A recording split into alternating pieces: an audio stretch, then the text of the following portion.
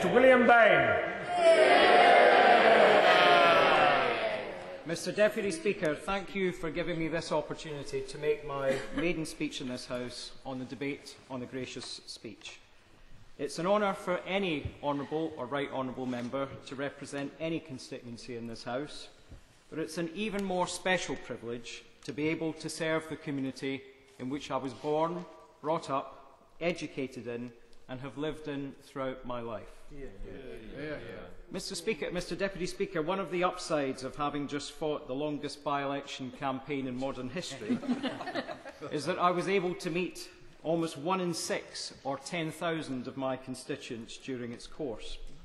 They have sent me here to support the recommendations of the Kelly report and to seek greater transparency in the way that this House and our other democratic institutions take decisions. It was gratifying that so many honourable and right honourable friends, and indeed honourable and right honourable members opposite, in particular the right honourable members for Witney, Sheffield Hallam and Banff-and-Buchan, were able to campaign in the constituency. Perhaps that contributed to the unexpected size of my majority of 8,111. While they do not believe that government on its own has the answer to every ill in society, neither do they believe that government is the problem.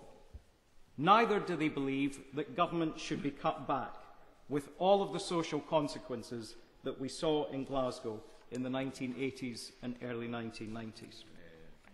My constituents are not, as some portrayed them in the election, as passive recipients of the welfare state, but people who want to see their children do better than they have, and who have the courage and ambition to strengthen their communities.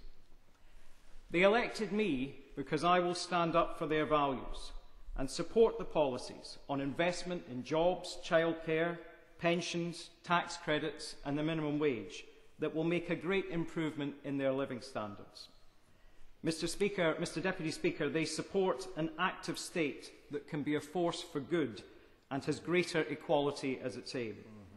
Not an enabling state which would enfeeble communities because of the withdrawal of investment in jobs or in decent public services.